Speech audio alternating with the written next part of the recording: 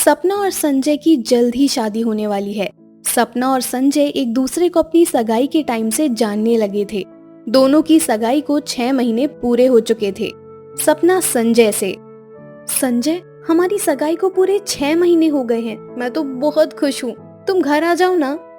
हाँ सपना, मैंने तो शाम के लिए कुछ प्लान भी कर रखा है। मैं जल्दी घर आता हूँ ऑफिस खत्म होते ही। क्या संजय, आज भी तुम ऑफिस चले गए? मुझे तो लगा कि तुम सीधे यहीं आ रहे होगे। अरे सपना, ऑफिस तो जाना ही पड़ेगा ना। लेकिन तुम टेंशन मत लो, मैं बस तुम्हारे पास पहुंचने ही वाला हूँ। तब तक तुम रेडी हो जाओ, ठीक है? और शाम को संजय सपना से मिलने उसके घर जाता है। दोनों प्लान करते हैं कि वो कहीं बाहर जाएंगे। संजय और सपना दोनों बाहर जाते हैं। संजय, घर में सब कैसे हैं? मैंने सोचा मैं मम्मी जी को फोन लगाऊं, लेकिन उनका फोन लगा नहीं। अरे मम्मी का फोन तो चालू है, मैं लगाऊं? तुम बात करोगी? अभी नहीं, अब जाने दो, मैं कल लगा लूंगी। अच्छा बताओ, क्या खाओगी तुम? तुम्हें तो पता है मैं मैगी खाती हूँ और मैगी ही खाऊंगी। लेकिन सपना, इतना मैगी खाना अच्छी बात नहीं है। आज कुछ और अच्छा खाते हैं। नहीं, पहले तो मुझे मैगी से ही स्टार्ट करना है, उसके बाद जो भी खाना है वो खा लेंगे। तुम्हें पता है ना, मैं अगर एक दिन भी मैगी ना खाऊं तो मुझे लगता है कि मैंने कुछ खाया ही नहीं। अच्छा बाबा, अच्छा, तुम्हारे लिए एक मैगी बनवा लेते हैं। संजय, जैसे जैसे हमारी शादी के दिन नजदीक आ रहे हैं, मुझे बहुत घबराहट हो रही है। अरे सपना, घबराने की क्या बात है। अब तो हम अच्छे दोस्त भी बन गए हैं और मैं तुम्हें अच्छे से जानने लगा हूँ। तुम्हारी पसंद नापसंद, तो इसमें घबराने की क्या बात है। तुम बस एक घर छोड़कर दूसरे घर में आ रही हो। हाँ संजय, अगर तुम नहीं होते तो ना जाने मेरा क्या होता। I love you Sanjay. I love you too Sapna. Sanjay, लगता है अब हमें निकलना चाहिए। मम्मी को मैंने 9 बजे तक घर आने के लिए बोला था। ठीक है, मैं तुम्हें घर छोड़ देता हूँ। और कल शादी की शॉपिंग के लिए चलना है, तुम्हें याद है ना? हाँ, मैं जल्दी छुट्टी लेकर आ जाऊंगा, तो हम लोग शॉपिंग करने चलेंगे। और दोनों घर जाते हैं।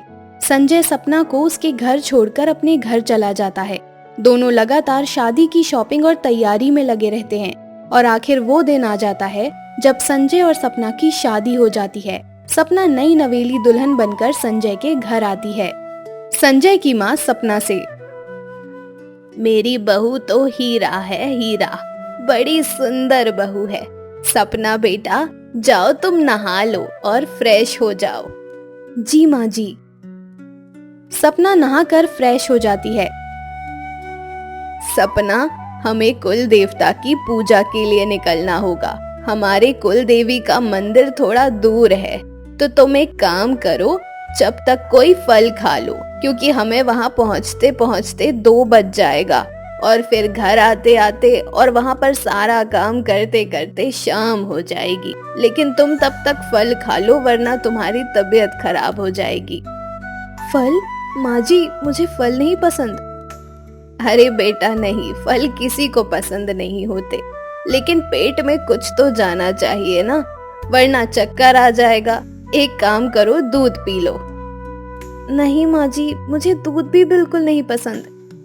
बेटा, तुम तो इतनी बड़ी हो, बच्चों जैसी हरकतें करना अच्छा नहीं लगता। अब तुम इस घर की बहू हो।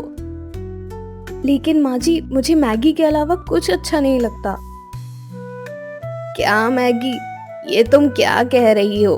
हम पूजा करने जा रहे हैं बहू, और इस तरीके से मैगी खाकर जाना अच्छा नहीं रहता।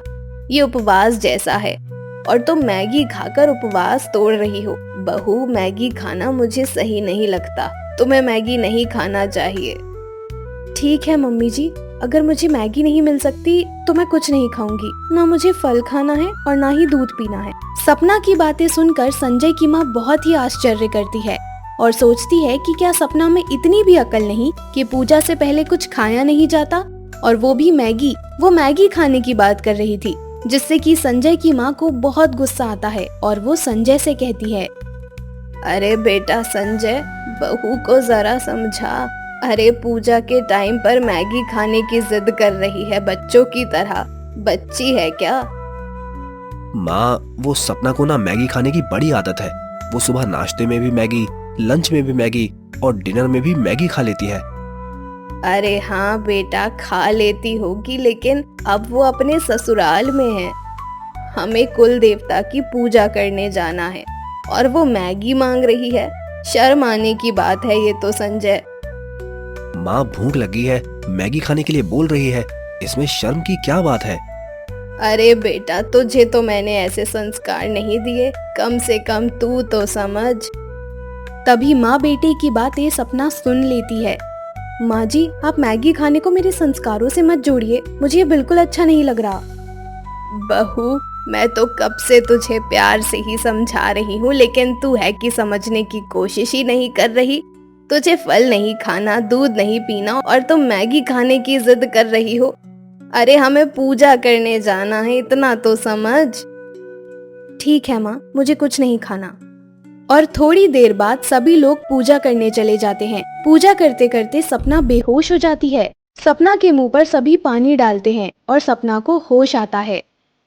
देखा माँ, मैंने कहा था ना, उसे मैगी खाने दो। देखो क्या हालत हो गई बेचारी की। वाह बेटा, तुमसे मुझे यही उम्मीद थी। सपना धीरे धीरे आंखें खोलती है और मैगी मैगी कहती है। वहां मौजूद सभी लोग ये देखकर बहुत हंसते हैं और सपना की चाची सास कहती है, भाभी आप भी क्या बहू लेकर आई हैं? अरे कुछ तो सोचा होता, 6 महीने हुए सगाई के, तब तो कुछ पता लगाया होता। क्या नहीं सोचा था मैंने, हाँ, कि बहू ऐसी होगी वैसी होगी। ये देखो, इससे तो इसकी मैगी ही नहीं छूट रही, अब क्या करूं मैं।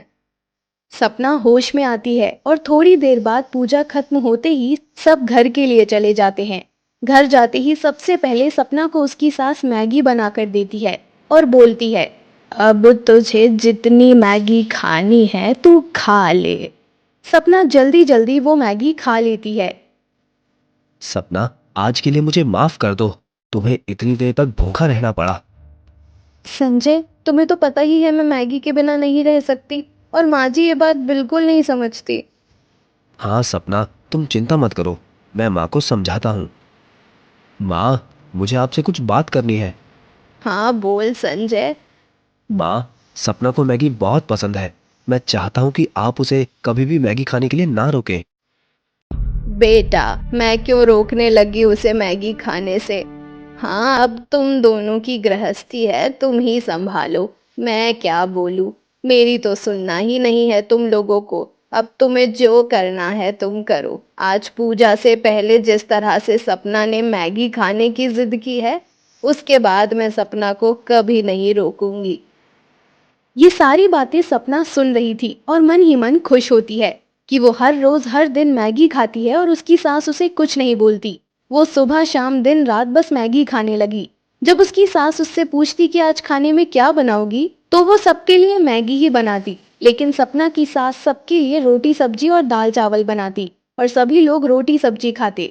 एक दिन सिर्फ सपना और उसकी सास ही घर पर होती है और अचानक सपना के पेट में जोर का दर्द उठता है। वो सपना को जल्दी से हॉस्पिटल लेकर जाती है। अस्पताल में डॉक्टर बताते हैं कि सपना के पेट में इन्फेक्शन हो गया है और पता चलता है कि ये इन्फेक्शन फ्रोजन फूड खाने से हुआ है, जैसे कि मैगी। मैगी का ही नतीजा है। सपना के पेट से सर्जरी कर गंदगी निकाल दी जाती है, जिससे बहुत तकलीफ होती है। वो 15 दिनों तक अस्पताल में एडमिट रहती है और सिर्फ नारियल पानी पीती है। सपना की हालत बहुत खराब हो गई थी और अब सपना एक भी बार मैगी खाने के लिए नहीं बोलती। सपना बहू, अब कैसी है? ये मैं तेरे लिए दलिया बना कर लाई हूँ। ये बहुत ही पौष्टिक है, तुझे इसे खाकर बहुत आराम मिलेगा। सपना अपनी सास की ये बातें सुनकर जोर जोर से रोने लगती है और कहती है, मुझे माफ कर दो मम्मी जी, मैंने आपकी बिल्कुल बात नहीं सुनी। मेरे मम्मी पापा मुझे लाड प्यार में कुछ नहीं कहते थे और संजय भी मुझे कुछ नहीं कहते थे, लेकिन मैगी खाने से आज मेरा ये हाल हो गया है। आपने मुझे कितना समझाया, लेकिन मैं नहीं समझी। मुझे माफ कर दीजिए। आज के बाद मैं मैगी कभी नहीं खाऊंगी और हमेशा पौष्टिक खाना खाऊंगी और सबके लिए बनाऊंगी। मुझे माफ कर दीजिए मम्मी जी। कोई बात नहीं बहू, तुम मेरे लिए संजय की तरह ही हो। तुम बहू नहीं, बेटी हो मेरी। अब चलो, अपने घर चलो और अपनी गृहस्थी संभालो। सभी खुशी खुशी अपने घर चले जाते हैं और सपना अब से सबके लिए पौष्टिक खाना बनाती है। सबको खिलाती है और खुद भी खाती है।